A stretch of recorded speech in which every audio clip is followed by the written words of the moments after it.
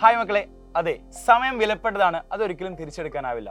നമ്മളുടെ മുന്നിൽ ഇനി പബ്ലിക് എക്സാമിലേക്ക് +1കാരെ സംബന്ധിച്ചിടത്തോളം 38 ദിവസവും, +2കാരെ സംബന്ധിച്ചിടത്തോളം 40 ദിവസമാണ് നമ്മുടെ മുന്നിലുള്ളത്. ഈ 40 ദിവസം കൊണ്ട് നമുക്ക് എത്രത്തോളം ചാപ്റ്റേഴ്സ് കവർ ചെയ്യാൻ വേണ്ടി പറ്റും, അല്ലെങ്കിൽ ഓരോ സബ്ജക്റ്റുകളായിട്ട് എല്ലാ കോൺസെപ്റ്റുകളും പഠിച്ചെടുക്കാൻ വേണ്ടി പറ്റുമോ ഇല്ല എന്നുള്ള കാര്യത്തിൽ എല്ലാവർക്കും ഭയങ്കര കൺഫ്യൂഷൻസ് ഉണ്ടായിരിക്കും. അല്ലെ, ഒട്ടുമിക്ക വിദ്യാർത്ഥികൾക്കും ആ കൺഫ്യൂഷൻസ് ഉണ്ട് എന്നുള്ള കാര്യത്തിൽ യാതൊരു സംശയവുമില്ല. തീർച്ചയായിട്ടും നിങ്ങൾ എക്സ്പെക്ട് ചെയ്യുന്ന രീതിയിലായിരിക്കില്ല പബ്ലിക് എക്സാം നടക്കാൻ വേണ്ടി പോകുന്നത്. ഒരുപാട് രീതിയിലുള്ള ചേഞ്ചസ് ഇനി നിങ്ങൾ ഫേസ് ചെയ്യാൻ വേണ്ടി പോകുന്ന പബ്ലിക് എക്സാമിലേക്ക് ഉണ്ട് എന്നുള്ള കാര്യമാണ് മനസ്സിലാക്കാൻ വേണ്ടി പറ്റുന്നത്. സോ അതിനായിട്ട് പബ്ലിക് എക്സാമിലേക്ക് ആ പാറ്റേൺ അനുസരിച്ച് എങ്ങനെ നിങ്ങൾക്ക് പ്രിപ്പയർ ചെയ്യാം എന്നുള്ള കാര്യത്തിൽ ഒരു വ്യക്തത തീർച്ചയായിട്ടും വരുത്തേണ്ടതുണ്ട്, അല്ലേ ബിജിൻ സാറേ? തീർച്ചയായിട്ടും. സോ നമ്മൾ മാർച്ചിലെ ആനുവൽ എക്സാമിലേക്ക് നോക്കുന്ന സമയത്ത് നമുക്ക് ഈ 38-40 ദിവസം ഉണ്ടെങ്കിൽ കൂടി മോഡൽ എക്സാം ഫെബ്രുവരി 15-ാം തീയതി സ്റ്റാർട്ട് ചെയ്യും നമുക്ക്. സോ അതിലേക്ക് നമുക്ക് ആകെ 22 ദിവസം മാത്രമേ ഇന്നത്തോടു കൂടി നമുക്ക് ബാക്കിയുള്ളൂ.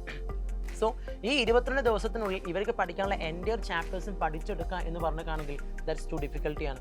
മക്കളെ, ആരെയും പേടിപ്പിക്കാൻ വേണ്ടി പറയില്ല, ആരെയും ടെൻഷൻ ആക്കാൻ പറയില്ല, ബുദ്ധിമുട്ടിക്കാൻ പറയില്ല. പക്ഷെ ഇനിയും പഠിക്കാൻ ആരംഭിക്കാത്ത ഒരുപാട് കുട്ടികളുണ്ട്.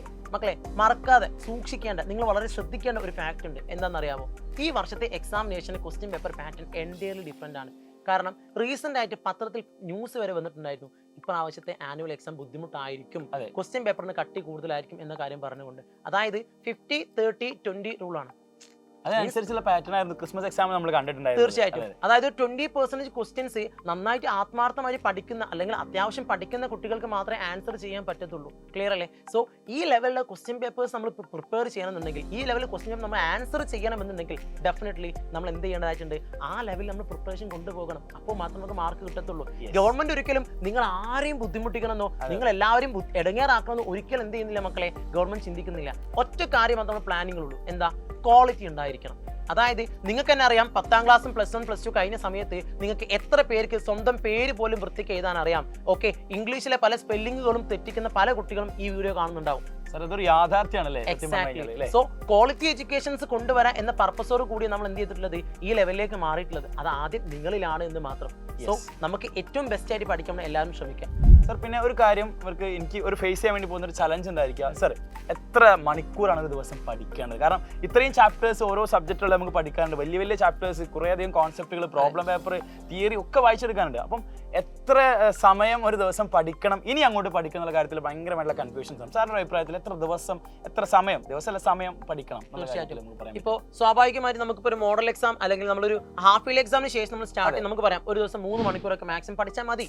കാരണം നമുക്ക് കൂളായിട്ട് പഠിച്ച് കംപ്ലീറ്റ് ചെയ്യാൻ പറ്റും. ഇനി എനിക്ക് തോന്നുന്നു മണിക്കൂറുള്ള കഥ ഇനി പറയാൻ പറ്റില്ല എന്നുള്ളത്. എക്സാക്ട്ലി. ഇനി നമുക്ക് മണിക്കൂറിന്റെ കണക്കുകളില്ല. കാരണം മോഡൽ എക്സാം ഫെബ്രുവരി 17 കട്ട് ഓഫ് ഡേറ്റ് വെച്ചിട്ട് അതിന് മുന്നേ തീർക്കുന്ന ലെവലിൽ എന്ത് ചെയ്യുക, ചാപ്റ്റേഴ്സിന് ഡിവൈഡ് ചെയ്യുക. ഓരോ ദിവസം എത്ര ചാപ്റ്റേഴ്സ് പഠിക്കണം എന്ന കാര്യം ഈച്ച് ആൻഡ് എവരി വൺ എന്ത് ചെയ്യുക, ഡിവൈഡ് ചെയ്ത് വെക്കാം. അതിനുശേഷം നമുക്ക് എന്ത് ചെയ്യാൻ പറ്റുള്ളൂ, ഒരു ദിവസം ഇത്ര ചാപ്റ്റർ. എക്സാക്ട്ലി. ഒരു ദിവസം 4 ചാപ്റ്റർ ഞാൻ പഠിക്കും, അല്ലെങ്കിൽ ഒരു ദിവസം എനിക്ക് 5 ചാപ്റ്റർ പഠിക്കണം. ആ ലെവലിൽ പ്രിപ്പറേഷൻ നടത്തിയിട്ടേ കാര്യമുള്ളൂ.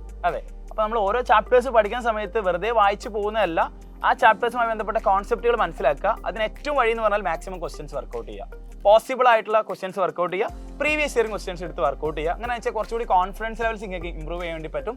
നിങ്ങൾക്ക് ആ ചാപ്റ്റേഴ്സിൽ ഏതൊക്കെ ചോദ്യങ്ങൾ വന്നിട്ടുണ്ട്, അല്ലെങ്കിൽ എങ്ങനെയൊക്കെ ചോദ്യങ്ങൾ വരാം. അപ്പം നിങ്ങൾ പ്രാക്ടീസിലൂടെ നിങ്ങൾക്ക് എന്താക്കാം, നിങ്ങൾക്ക് ആ ചാപ്റ്റേഴ്സ് മുഴുവനായിട്ട് കവർ ചെയ്യാൻ വേണ്ടി പറ്റും. അപ്പം നിങ്ങൾ സാറ് പറഞ്ഞ പോലെ തന്നെ സമയം എത്ര വേണം എന്നുള്ളത് ആലോചിക്കാതെ ഒരു ദിവസം ഞാൻ എത്ര ചാപ്റ്റേഴ്സ് പഠിക്കും എന്നതിൽ നിങ്ങൾ കോൺസെൻട്രേഷൻ കൊടുക്കുക.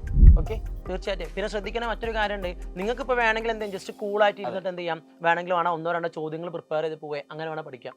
ക്ലിയർ? അല്ലെങ്കിൽ +1 പറയുകയാണെങ്കിൽ ജസ്റ്റ് ആണ് +2 ഞാൻ പഠിച്ചോളാം എന്നുള്ള ഒരു ക്ലീശിയ സാധനമുണ്ട് +1 ഒരുപാട് കുട്ടികൾക്ക്. അങ്ങനെ വേണം നിങ്ങൾക്ക് പോകാം. +2കാരാണെങ്കിൽ വേണമെങ്കിൽ എന്ത് ചെയ്യാം, എനിക്കൊന്നും ആവശ്യമില്ല എന്ന മൈൻഡ് സെറ്റോട് കൂടി ഇരിക്കാം.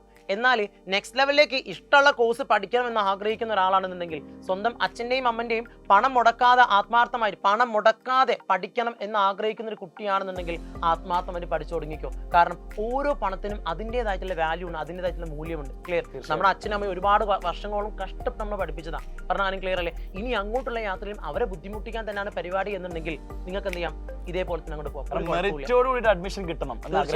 നെക്സ്റ്റ് ലെവലിലേക്ക് പോകുമ്പോൾ നമുക്ക് എന്താണ്, ഒരു മെറിറ്റോട് കൂടി അഡ്മിഷൻ കിട്ടണം എന്നുണ്ടെങ്കിൽ ആത്മാർത്ഥമായിട്ട് പഠിച്ചേ പറ്റൂ, ആത്മാർത്ഥമായിട്ട് തുടങ്ങിയേ തീരും. അപ്പോൾ മക്കളെ, ഇതൊന്നും നിങ്ങളെ പേടിപ്പിക്കാൻ വേണ്ടി പറയുന്നു, നിങ്ങൾ ടെൻഷൻ ആക്കാൻ വേണ്ടി പറയുന്നു അല്ല, യാഥാർത്ഥ്യം മാത്രമാണ്. അതുകൊണ്ട് ഇതൊന്നും ആലോചിച്ച് ടെൻഷൻ അടിക്കരുത്. നേരെ മറിച്ച് നിങ്ങൾക്ക് അവൈലബിൾ ആയിട്ടുള്ള സോഴ്സുകളും എല്ലാം നമ്മുടെ ചാനലിൽ കൃത്യമായിട്ടുണ്ട്.